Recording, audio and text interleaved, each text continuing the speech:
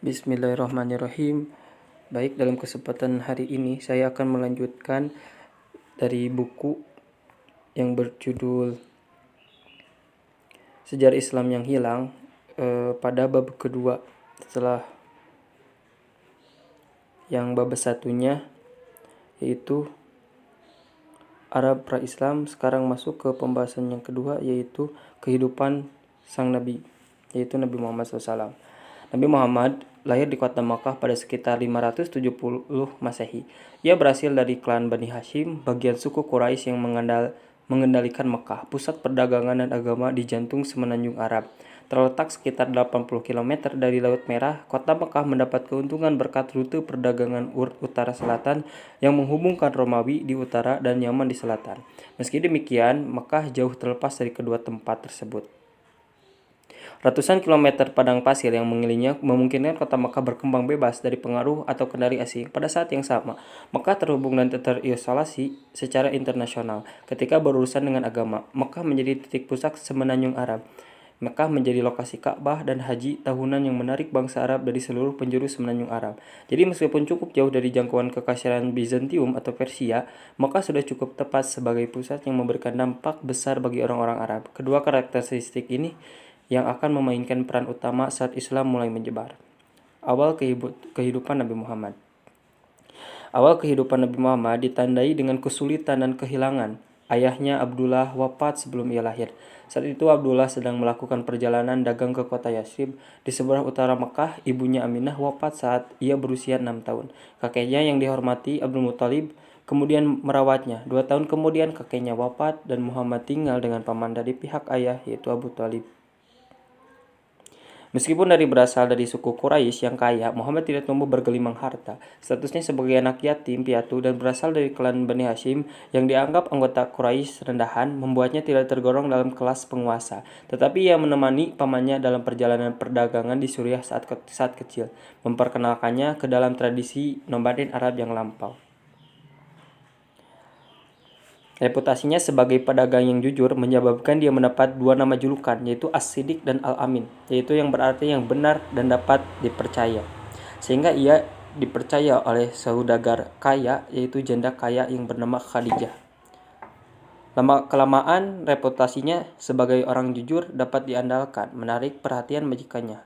Saat berusia 25 tahun, kemudian Khadijah melamarnya dan diterima meskipun umurnya terpaut jauh, yaitu sekitar 40 tahun. Wahyu yang pertama turun menurut tradisi Islam pada 610 Masehi saat berdiam di gua yang telah ditangannya berkali-kali. Muhammad mengalami sesuatu yang baru. Malaikat tiba-tiba muncul di depannya dan memerintahkan, "Bacalah." Ia menjawab bahwa ia tidak bisa membaca. Seperti kebanyakan orang di Mekah, Muhammad pun buta huruf. Sekali lagi, malaikat memerintahkannya untuk membaca. Muhammad menjawab bahwa ia tak bisa. Untuk kali ketiga, malaikat memerintahkan agar ia membaca, dan untuk ketiga kali, Muhammad menjawab tidak bisa. Kemudian malaikat membacakan kepadanya ayat-ayat Quran yang pertama diturunkan. Iqra bismi rabbikal ladzi khalaq, khalaqal insana min 'alaq, iqra wa rabbukal akram, alladzi 'allama bil qalam, 'allamal insana ma lam ya'lam. Yang artinya, bacalah dengan menyebut nama Tuhanmu yang menciptakan. Ia menciptakan manusia dari segumpal darah. Bacalah atas nama Tuhanmu yang mulia. Dialah yang telah mengajarkan manusia dengan pena, yaitu mengajari manusia apa yang tidak dia ketahui. Kemudian Muhammad mengulangi kata-kata tersebut di hadapan malaikat yang kemudian memberitahukan bahwa ia Jibril, malaikat yang diutus Tuhan yang Esa, dan Muhammad adalah utusan Allah. Kaget dan takut, Muhammad bergegas pulang ke rumah karena tak tahu apa arti perjumpaan tersebut. Kemudian ia ditenangkan oleh istrinya yang bernama Khadijah, dan Khadijah pun mempercayai pertemuan dengan Jibril tersebut. Orang pertama yang mendengar kenabian Muhammad dan mempercayainya adalah Khadijah, yang dapat dikatakan langsung memeluk Islam sekembali Muhammad dari gua. Nabi mulai mengajak kalangan terdekat masuk ke agama baru ini. Teman dekatnya yaitu Abu Bakar, sepupu mudanya Ali, dan pembantunya Zaid semuanya menghormati dan mempercayai Muhammad. Mereka segera memberitahukan kalangan terdekat mereka juga dan perlahan jumlah pemeluk Islam bertambah. Dakwah pertama-tama dilakukan secara sembunyi-sembunyi. Mekah terdiri atas masyarakat politis sehingga gagasan atau Tuhan yang menggantikan banyak sembahan pasti akan dianggap ancaman. Maka bulan dan tahun-tahun pertama Islam ditandai dengan berkembangnya kelompok rahasia. Karena takut menghadapi reaksi masyarakat, tetapi tunduk pada gagasan agama baru ini. Para pengikutnya disebut Muslim, yang berarti orang yang tunduk. Kata Islam itu sendiri yang merupakan akar kata Muslim, berarti ketundukan kepada Tuhan dan kehendaknya. Seperti yang difirmankan oleh Allah dalam surat Al-Humajah ayat 1-4. Wailul likulli humajatil lumajah alladzi jama'a malan wa 'addadah yahsabu anna malahu akhladah kalla la yumbadanna fil hutama. Celakalah bagi setiap pengumpat dan pencela yang mengumpulkan harta dan menghitung-hitungnya. Dia mengira bahwa hartanya itu dapat mengakalkannya. Sekali-kali tidak, pasti dia akan dilemparkan kepada api neraka. Pada saat yang sama, gagasan inti Islam mulai menemukan bentuk melalui turunan ayat-ayat yang kemudian disebarkan kepada masyarakat. Monoteisme yang tegas jauh berbeda dari agama yang ada di Mekah. Menjadi tema inti, menurut Nabi Muhammad hanya ada satu Tuhan. Berhala yang disembah oleh penduduk Mekah tak lebih dari sekedar patung, batu, dan kayu tak berguna, serta tak mampu memberikan manfaat kepada siapapun. Akan tetapi, Islam bukanlah agama yang hanya memikirkan teologi dan kehidupan setelah mati. Ayat-ayat yang turun awal juga mencela penyakit sosial yang merebak di Mekah. Dengan meningkatnya kemakmuran dari jalur perdagangan, terbentuklah perbedaan kelas sosial. Orang kaya akan memanfaatkan uangnya untuk mendanai lebih banyak kafilah sehingga menghasilkan lebih banyak uang. Sementara itu, orang miskin akan terus terpinggirkan, terlebih lagi jika ia bukan anggota suatu klan yang kuat.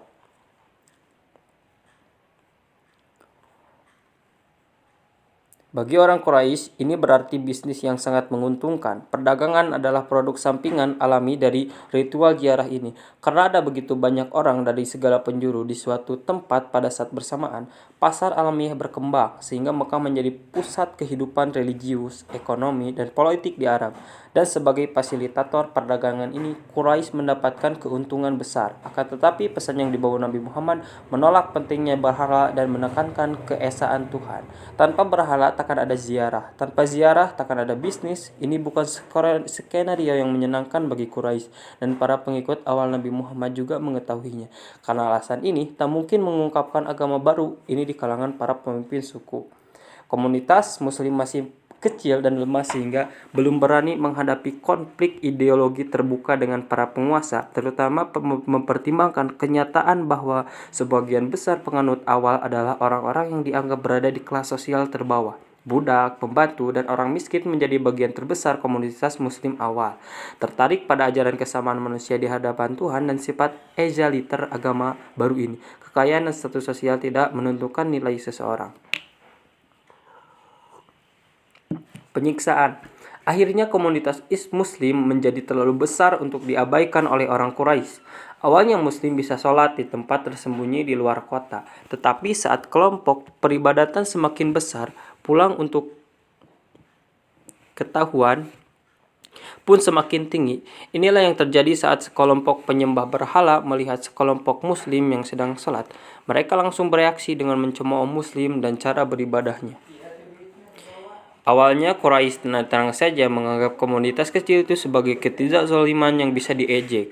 Sampai mereka menyadari daya tarik gagasan baru ini. Monoteisme, keadilan sosial, kesetaraan, dan ketundukan kepada perintah Tuhan, semuanya adalah teori yang mengancam Quraisy. Di mata banyak pemimpin Quraisy, solusi untuk menyelamatkan diri dari gerakan religius dan sosial baru ini yaitu menyingkirkan sumbernya Muhammad.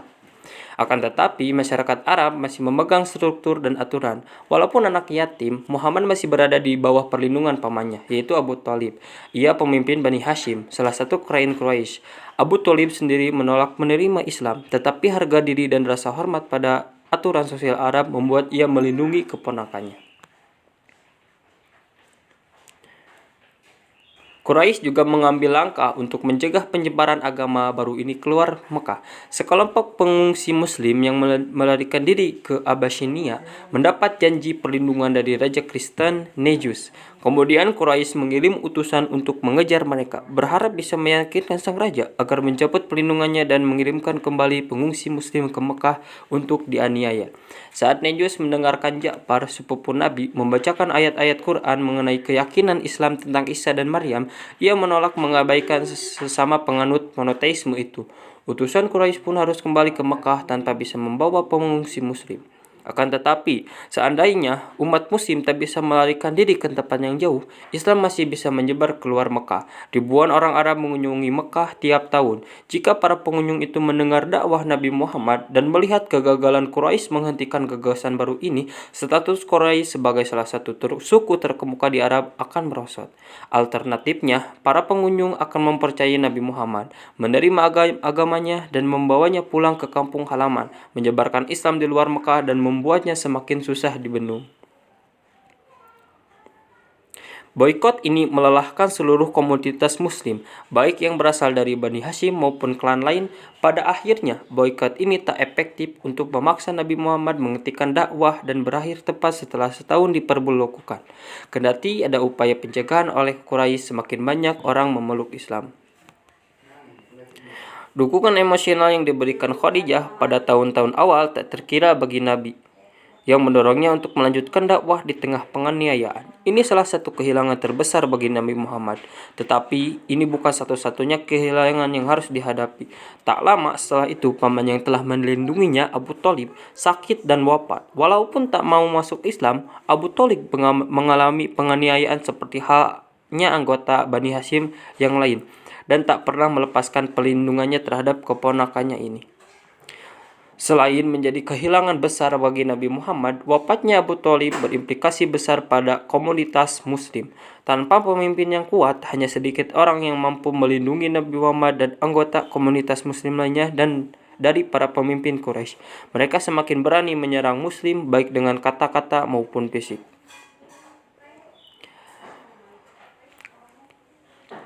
Nabi pun pergi ke Thaif dan bertemu dengan 3 bersaudara yang memimpin suku tersebut. Dengan tegas mereka menolak permintaan Nabi untuk masuk Islam dan menolak memberikan perlindungan dalam bentuk apapun. Yang lebih menyedihkan, saat berjalan keluar dari kota dan kembali ke Mekah, sekelompok orang Thaif berkumpul untuk menghina dan melemparinya dengan batu. Nabi berdarah saat akhirnya bisa meninggalkan kota itu.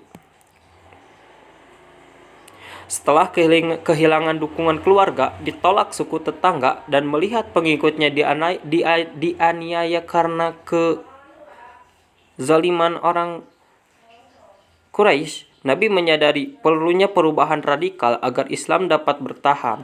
Peluang perubahan semacam itu datang dari kota oasis berjarak 300 km di utara Mekah, yaitu Yasrib. 2 suku utama Yasrib, Aus dan Kharaj, terlihat dalam perebutan kekuasaan yang mematikan pada 610-an Masehi. Yang membuat masalah jauh lebih menjengkelkan, suku Yahudi juga tinggal di Yasrib dan mengalami kesulitan hidup bersama dengan suku Arab lokal. Reputasi Nabi Muhammad sebagai orang yang dapat dipercaya dan dapat diandalkan telah terkenal di Yasrib. Dan pada tahun 620, beberapa orang terhormat dari Yasrib pergi ke Mekah untuk menawarkan emigrasi ke Yasrib guna menjadi pemimpin dan penengah dalam perselisihan mereka. Nabi Muhammad menerima tawaran tersebut dan mendorong pengikutnya di Mekah untuk melakukan perjalanan bersama ke Yasrib, tempat tak ada penindasan Quraisy. Nabi sendiri menjadi salah satu orang terakhir yang meninggalkan Mekah pada 622. Saat melakukan perjalanan bersama teman dekatnya Abu Bakar, mereka berhasil menghindari rencana Quraisy untuk membunuhnya sebelum meninggalkan Mekah. Di Yasrib, yang kemudian bernama Al-Madinah Al-Munawwaroh, kota yang bersinar, secara resmi dikenal sebagai Madinah, yaitu kota. Nabi Muhammad akan mendapatkan keamanan dan kebebasan menyebarkan Islam jauh dari penindasan Quraisy. Masuk ke poin Madinah. Pindahan Nabi dari Makkah disebut hijrah, yang berarti emigrasi. Ini menjadi titik balik sejarah Islam awal dan sekarang digunakan sebagai permulaan kalender Islam. Komunitas muslim tak lagi menjadi kelompok terpinggirkan dan Nabi Muhammad juga tidak terasingkan secara sosial. Komunitas muslim akan mengubah dunia mengubah Madinah menjadi negara muslim pertama. Serangkaian teladan dari Nabi selama 10 tahun di Madinah akan menginspirasi ratusan tahun kehidupan politik, tatanan sosial, dan ekonomi muslim. Akan tetapi, kehidupan di Madinah tetap menantang. Yang paling utama soal perpaduan baru antara emigran dari Mekah disebut muhajirin dan penduduk asli Madinah yaitu kaum Ansor. Kaum muhajirin bukanlah unit kohesif tunggal. Tak ada satu klan di Mekah yang semua anggotanya masuk Islam, maka komunitas emigran terdiri atas kelompok yang beragam tanpa perlindungan dari klan atau suku. Sebaliknya, kaum Ansor berasal dari suku Aus atau Kharaj yang terlibat peperangan di Oasis tersebut lebih jauh banyak orang yang tak tergolong kelompok apapun. Imigran dari Afrika, Persia, dan kerajaan Bizantium, salah satu pertanyaan besar bagi kebanyakan muslim adalah kemana loyalitas harus ditumpukan. Untuk itu, Nabi Muhammad menjelaskan bahwa gagasan tua pra-Islam soal kesetiaan sudah usang. Sebagai gantinya diajukan arti penting kesetiaan kepada umat negeri muslim. Dalam pandangan Nabi Muhammad, tidak peduli apakah seorang muslim berasal dari Quraisy, Awas, Kharaj, atau bahkan suku Yahudi, begitu memeluk Islam, mereka menjadi bagian komunitas persaudaraan baru yang berdasarkan keyakinan bersama bukan keturunan. Sehingga disebut dengan Piagam Madinah yang berisi kaum Yahudi menjadi satu komunitas masyarakat bersama Muslim. Bagi Yahudi agamanya dan bagi Muslim agamanya. Ini berlaku bagi kerabat dan diri mereka sendiri dengan pengecualian bagi siapapun yang bersalah atau berkhianat karena ia membahayakan dirinya dan keluarganya.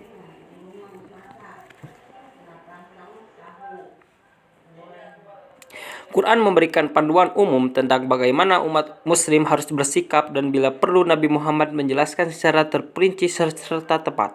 Kata-kata dan tindakan Nabi dikenal sebagai hadis, menjadi sumber penting petunjuk hukum setelah wahyu Tuhan. Tetapi Quran tidak hanya menyoroti aspek hukum dan tatanan sosial. Banyak ayat Madaniyah menerangkan kisah-kisah Nabi terdahulu. Cerita tentang Nuh, Ibrahim, Musa, Daud, dan Isa semuanya diterangkan secara detail kepada pengikut Nabi, yang sungguh-sungguh menjelaskan bahwa Nabi Muhammad hanyalah Nabi terakhir dari serangkaian panjang Nabi sebelumnya dan pesan yang dibawanya tak berbeda dari yang lain. Banyak dari kisah tersebut yang ditujukan kepada kaum Yahudi di Madinah. Di permukaan, mereka memiliki banyak kesamaan dengan kaum Muslim. Kedua kaum ini sama-sama menganut monoteisme. Di daerah yang mengedepankan politisme, keduanya menghormati Nabi yang sama, dan pada awal kenabian, keduanya beribadah menghadap Yerusalem. Sebagian orang mungkin meyakini kenabian Muhammad, tetapi kenyataan bahwa ia bukan seorang Yahudi menjadi problematika bagi mereka yang menganut teologi Yahudi dengan tegas. Perpecahan antara kaum Yahudi yang meyakini dirinya bangsa terpilih oleh Tuhan dan kaum Muslim yang mendukung persatuan umat manusia akan menimbulkan ketegangan serius di dua kelompok ini. Peperangan. Hijrahnya Nabi ke Madinah tak berarti selesainya konflik dengan Quraisy. Kaum muhajirin masih merasakan kepedihan atas perlakuan saudara sesukunya dan kaum Ansor berani menghukum siapapun yang menindas saudara baru mereka dalam Islam. Tetapi kaum muslimin belum mendapat izin dari Nabi untuk memerangi Quraisy. Tentu saja peperangan merupakan kegiatan yang serius, terutama di semenanjung Arab, tempat peraturan rumit mengenai kehormatan dan pembalasan telah berlaku selama berabad-abad. Lebih jauh, Quran sendiri meneguhkan tentang kesakralan hidup dan betapa mengerikannya mencabut kehidupan secara tak adil. Maka kaum muslim ragu-ragu melakukan tindakan militer melawan Mekah meskipun bertahun-tahun mengalami penindasan di sana. Akan tetapi keadaan itu segera berubah pada masa Nabi Muhammad di Madinah. Ia mengabarkan kepada para pengikutnya wahyu yang baru turun dari Tuhan yang menyatakan diizinkan berperang bagi orang-orang yang diperangi karena sesungguhnya mereka dizalimi. Dan sungguh Allah Maha Kuasa menolong mereka itu, yaitu orang-orang yang diusir dari kampung halamannya tanpa alasan yang benar hanya karena mereka berkata, Tuhan kami adalah Allah. Dikutip dari Quran Surat Al-Hajj ayat 39-40. Wahyu baru ini menegaskan kepada pengikut Nabi bahwa perang telah diizinkan, bahkan wajib. Saat muslim sedang ditindas, ayat-ayat itu juga menandai aspek penting seperangkat keyakinan tentang yang goib, melainkan juga panduan hidup lengkap yang membahas semuanya. dari ritual ibadah, hubungan luar negeri, sampai teologi, seperti yang mereka lakukan dengan perintah lain dalam Quran. Kaum muslimin di Madinah berani menunjukkan sumbangsih mereka dan mengikut perintah baru ini. Meskipun kalah jumlah, pasukan muslim yang dipimpin Hamzah, paman Nabi, berhasil memukul mundur pasukan Mekah dan menahan banyak tawanan. Kemenangan ini mengukuhkan pihak muslim sebagai kekuatan politik dan militer yang nyata. Pada saat yang sama, kemenangan ini menurunkan wibawa Quraisy di mata bangsa Arab lainnya. Orang-orang Quraisy tentu tak mau membiarkan kekalahan memalukan ini tak terbalaskan.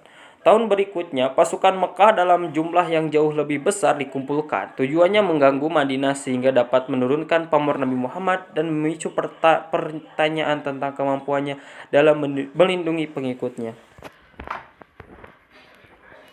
Hasil perang ini menjadi malapetaka bagi pasukan Muslim. Pasukan Mekah yang dipimpin Khalid bin Walid yang cerdas, yang nantinya masuk Islam dan memimpin pasukan Islam ke Suriah, berhasil memukul mundur pasukan Muslim dari medan pertempuran dan naik ke lereng Uhud. Hamzah, pahlawan Badar, gugur dalam pertempuran dan tubuhnya dimutilasi oleh orang-orang Quraisy. Perang Uhud tak berhasil meruntuhkan Islam atau otoritas Nabi di Madinah seperti yang diharapkan kelompok Quraisy, walaupun mampu menaburkan benih ketegangan antara pihak Muslim dan Yahudi di Madinah, yang kebanyakan menolak mematuhi piagam Madinah dan tak mau ikut bertempur.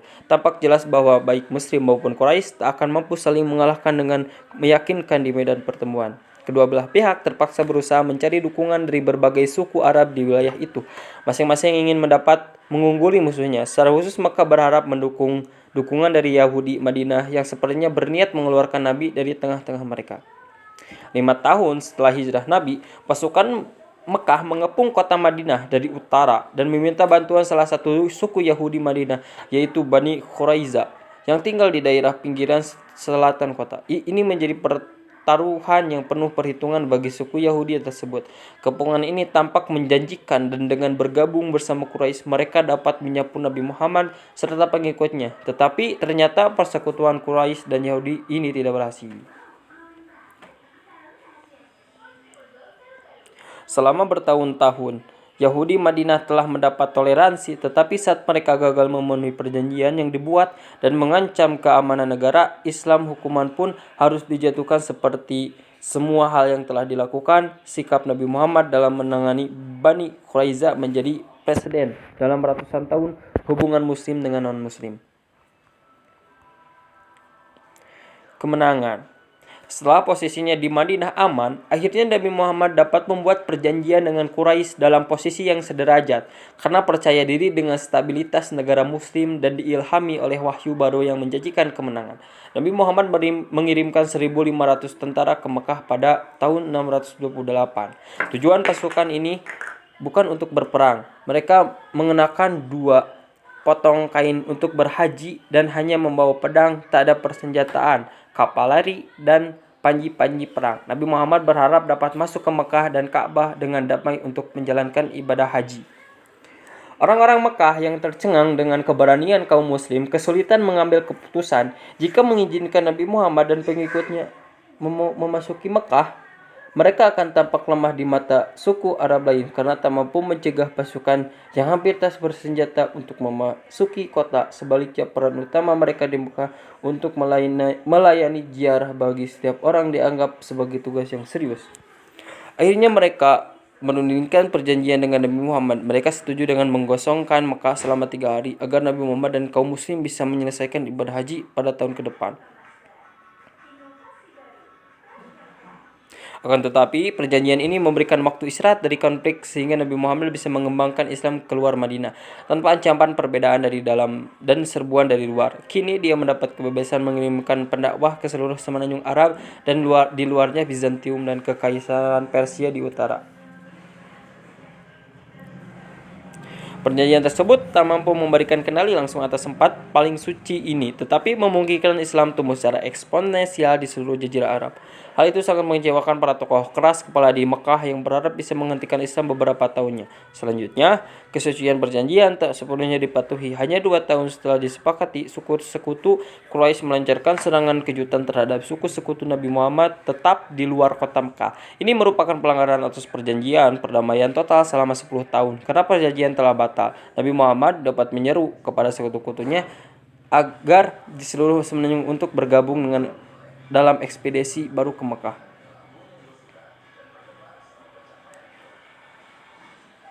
Ratusan berhala yang memiliki Ka'bah dihancurkan, menjadikan tempat suci ini sebagai tempat menyembah satu Tuhan. Bagi banyak orang Makkah, termasuk pemimpin Quraisy, Abu Sufyan penanggung sempurna ini tanpa bahwa mereka tak lebih dari patung kayu dan kasar. Mereka menyerah kepada Nabi Muhammad agar yang telah mereka tindas dikejar keras di luar kota dan diperangi. Sebaliknya, Nabi Muhammad membuktikan diri sebagai penakluk yang lemah lembut. Hampir semua orang Mekah dibebaskan tanpa dilukai. Sikap luar biasa bagi orang yang akrab dengan perang, suka brutal tiada ampun. Kaum muslimin pada zaman itu termasuk orang menderita pada awal-awal tahun penindasan di Mekah dan yang baru masuk Islam setelah penaklukan Mekah menjadi yakin bahwa ada yang istimewa tentang Islam. Di mata mereka, Islam dibimbing dan dilindungi Tuhan dan mereka mendapat misi khusus untuk menyebarkan agama sejati ke seluruh dunia. Pola pikir ini akan memainkan peran besar dalam cara kaum muslim memandang dirinya di panggung dunia dalam sepanjang sejarahnya. Berakhirnya kenabian. Saat menaklukkan Mekah, Nabi Muhammad berusia sekitar 60 tahun. Sudah terbilang tua berdasarkan ukuran saat itu. Melalui ucapannya dan wahyu Quran yang terus turun, prinsip ajaran Islam diformalkan mencakup semua hal dari urusan keyakinan, perintah ibadah hingga petunjuk bagi pemerintah Islam. Sebuah tatanan sosial baru telah disibak dengan meninggalkan kesukuan dan menuju nasionalisme, kesatuan Islam di bawah hukum ilahi. Nabi Muhammad menyusunnya dalam khutbah terakhir yang menyatakan, "Dan sesungguhnya nenek moyang kalian pun satu. Kalian berasal dari Adam, dan Adam berasal dari tanah. Orang yang paling mulia di antara kalian adalah orang yang paling bertakwa. Tidak ada suatu kelebihan bagi orang Arab atas orang selain Arab, kecuali ketakwaannya." Pesan keagamaan dan sosial berjalin kelindan dengan pesan politis, menyatukan kerajaan muslim yang menjangkau seluruh semenanjung Arab. Untuk kali pertama dalam sejarah, seluruh bangsa Arab bersatu. Mereka bahkan mampu menyerang suku-suku yang tinggal di selatan berbatasan dengan Bizantium dan Persia. Ini menjadi pencapaian takkan diremehkan oleh kedua kekaisaran besar itu, yang segera menyoroti penyebaran Islam dengan serius. Setelah penaklukan Mekah, Nabi Muhammad kembali ke Madinah. Lagi pula ia telah berjanji untuk memimpin umat muslim dari kota oasis ini 8 tahun sebelumnya. Saat suku Aws dan Kharaj mengundangnya di Madinah, ia mulai mempersiapkan kaum muslim yang akan membentang terus jauh setelah wafatnya. Nabi semakin sering berpesan tentang kewajiban orang beriman, arti penting menjaga Quran dan teladannya. Awal 632 Masehi, ia menempuh perjalanan haji terakhir. Nabi berkhutbah di depan ribuan pengikutnya yang semua mengenakan pakaian ihram apapun statusnya, mengingatkan kepada mereka tentang kesamaan derajat manusia. Ia memperingatkan agar menghindari penindasan, memperlakukan perempuan dengan hormat dan cinta, serta meninggalkan persaingan suku yang telah mengutuk kebudayaan Arab selama berabad-abad. Khutbah perpisahan ini meringkas kenabiannya. Inilah revolusi sempurna dalam segala hal. Di mata pengikutnya, tatanan baru muncul di ufuk fajar dunia. Tatanan yang berdasarkan hukum ilahi dan diilhami oleh teladan Nabi Muhammad SAW. Setelah perjalanan haji, Nabi Muhammad kembali ke Madinah, tempat diletakkannya dasar penyebaran Islam selanjutnya. Orang-orang terpelajar dikirim ke berbagai provinsi jauh seperti Yaman dan batas timur Arab untuk mengajarkan dasar-dasar Islam kepada mereka yang baru masuk Islam. Madinah, dengan masyarakat yang paling dekat pertaliannya dengan Nabi, akan berperan sebagai pusat pengetahuan Islam, bertugas mendidik seluruh dunia Islam. Bahkan setelah kepergian Nabi, perjalanan militer disiapkan ke utara melawan Bizantium. Etika perang Islam yang akan memandu pasukan Islam bertahun-tahun ditegaskan kembali. Menurut keyakinan Islam, Nabi Muhammad berperan sebagai utusan Tuhan, menyampaikan kata-kata Tuhan dalam Quran dan bertindak sebagai teladan bagi kaum muslimin. Setelah 23 tahun bertindak sebagai Nabi Allah, Misinya pun selesai. Quran telah dipinalisasi dan dicatat dalam lembar-lembar kulit, daun, dan tulang. Tetapi yang lebih penting, telah dihafal seluruhnya oleh sahabat-sahabat Nabi. Tradisi pra-Islam dan menghafal syair panjang membuat bangsa Arab mampu memelihara memastikan terjaganya buku suci Islam. Kisah-kisah tentang ucapan serta tindakan Nabi Muhammad juga menempati posisi penting menyebar ke seluruh Arab dari mulut ke mulut. Menurut tradisi Islam, salah satu ayat akhir Quran yang diturunkan kepada Nabi Muhammad menyatakan, "Hari ini telah kusempurnakan agamamu, kusempurnakan juga kenikmatan bagimu, dan kuridhoi Islam sebagai agamamu." Nabi Muhammad pun jatuh sakit. Pada awal musim panas 632 Masehi, ia merasakan sakit kepala dan demam yang membuatnya lemah. Kemudian tak mampu berjalan tanpa bantuan sepupunya Ali dan pamannya Abbas. Saat tak mampu mengimami salat di masjid, ia menunjuk sahabat dekatnya Abu Bakar untuk menjadi imam. Ia menghabiskan hari-hari terakhir di rumah istrinya Aisyah, putri Abu Bakar. Dari balik dinding rumah yang menempel ke masjid, ia bisa mengamati umat mengikuti perintahnya untuk sholat. Walaupun ia tak hadir, tak diragukan lagi, inilah saat-saat emosional bagi pengikutnya yang telah bersama Nabi melalui hari-hari sulit di Mekah. Perang yang kejam melawan Quraisy saat menegakkan kekuasaannya, dan kemenangan tanpa pertumbuhan darah saat menaklukkan Mekah. Mereka telah menjadikan Nabi Muhammad sebagai sumber petunjuk dan kepemimpinan dalam segala bidang kehidupan. Nabi semakin sering berbicara tentang kematian dan kondisinya yang bahkan tak mampu bangun untuk mengimami salat yang sangat membuat sedih umat Islam. Hari-hari terakhirnya dihabiskan di rumah dengan kepala di pangkuan Aisyah. Anggota keluarga dan teman dekat datang menengok, berharap bisa melihat tanda-tanda kepulihan pemimpin mereka. Tetapi satu aspek sentral Islam adalah monoteisme tanpa kompromi. Nabi Muhammad mengajarkan bahwa hanya Tuhan yang kekal. Semua makhluk, entah itu binatang, manusia, bahkan malaikat pun akan mengalami kematian menurut keyakinan Islam. Maka saat mempersiapkan diri atas wafatnya Nabi, mereka menyadari Islam akan terus berlanjut sepeninggalannya. Pengikut Nabi Muhammad yang memiliki ikatan emosional sangat dalam dengan sosok yang telah mengeluarkan mereka dari era politeisme pra-Islam dan perang suku tak mampu membayangkan hidup tanpa Nabi. Pada 8 Juni 632, dengan kepala Nabi di pangkuan Aisyah dan para sahabat berkumpul di masjid sambil berharap mendengar junjungannya pulih kembali, era pertama sejarah Islam merentang dalam 23 tahun masa kenabian pun ditutup saat Nabi Muhammad menghembuskan napas terakhir. Sekian dari bab 2 tentang